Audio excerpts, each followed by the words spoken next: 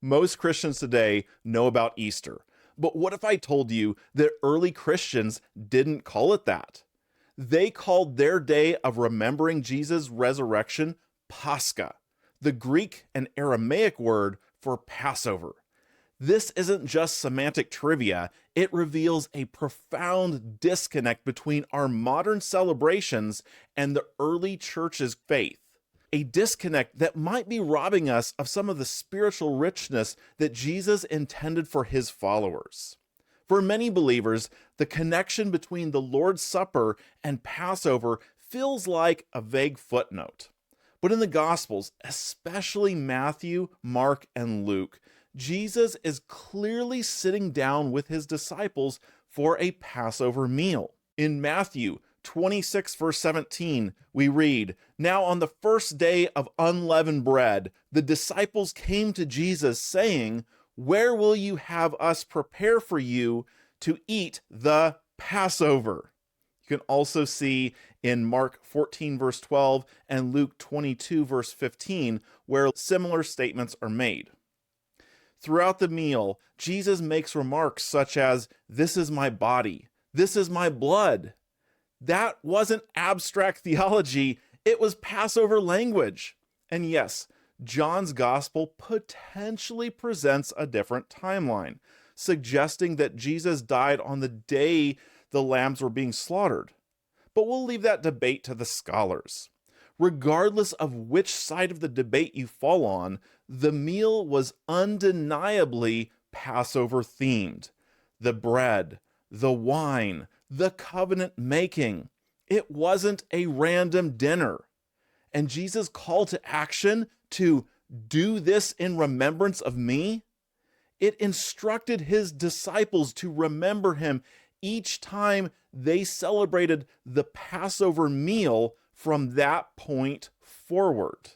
As someone who began observing a Christ-centered Passover Seder 15 years ago, I've experienced firsthand how this ancient celebration illuminates Jesus' sacrifice in ways that typical communion services often miss. The bitter herbs remind us of suffering. The unleavened bread represents haste and purity. The cup of redemption that Jesus raised, saying, "This is my blood of the covenant." This night we remember, we reconnect, we recommit. Passover, both old and new, has always been about covenant, community, identity, and remembrance. Now fast forward to Paul writing to the Corinthian church, who is mostly former Gentiles. He calls Jesus our Passover lamb. You can see 1 Corinthians 5, verse 7. Then he says something wild. "Therefore, let us keep the feast." Now, some may argue he's speaking metaphorically, but consider the context. Paul is addressing a church struggling with sexual immorality, which he compares to leaven that must be removed. This directly parallels the Passover command to remove all leaven from homes. He's not just employing a casual metaphor, he's applying Passover theology to Gentile Christian ethics. He's calling them to be Passover people. The language still matters. Paul assumes his readers know the imagery, that they understand what the feast is, that they see Christ's death through a Passover lens. This isn't just a literary flair, it shows continuity between the tradition passed down since the time of Moses and Messiah. It's a thread that the early church did not cut. Passover was part of their identity. Now, let's jump ahead to the 2nd century. A dispute arises between two church leaders, Polycarp, who's the bishop of Smyrna, which is in Asia Minor, who was a disciple of John, and Anicetus, who is the bishop of Rome. And this happens around 150 AD. Polycarp insists on observing Pascha, which remember that's our word for Passover, on the 14th of Nisan, which is the biblical date of Passover. Why? Because that is what John taught him. Anicetus prefers celebrating on the following Sunday to align it with the resurrection. They disagreed. But here's what is key. They did not argue whether or not to celebrate Pascha, only when. Think about that. A direct disciple of John, the beloved apostle who leaned on Jesus' breast during the Last Supper, maintained that Christians should observe Pascha on the traditional Jewish date of Passover. This wasn't a fringe practice, it was the apostolic tradition in much of the early church. That's not a church moving away from Passover, that's a church trying to preserve it faithfully. If you want to know more about that, there's something called the Quartodeciman controversy, and I'm going to include a link so that you can actually read the letter itself in the description on this video.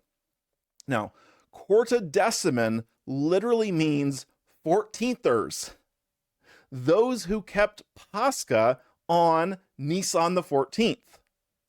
This was the tradition that was passed down by the apostles, especially in Asia Minor. But in Rome, they cracked down on these Jewish customs after the Bar Kokhba revolution in 132 to 135 AD.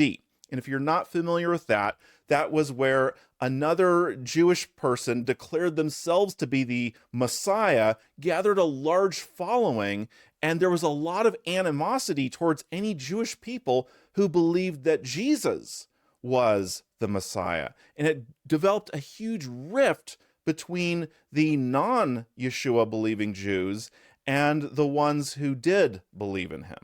Now, some Christians, especially in Rome, wanted to distance themselves at this point from anything too Jewish. So, of course, calendar debates followed. And once united by observation of the new moon and the ripened barley, these Jewish communities, they began to rely on calculations. And not everyone agreed on when the 14th of Nisan actually fell. Does that sound familiar? Even today, we see arguments over dates and calendars. But beneath these calendar disputes lay something far more troubling: a rising anti-Jewish sentiment in the Roman Church. As Christianity gained political influence, many leaders deliberately severed the faith's Jewish and Hebrew roots.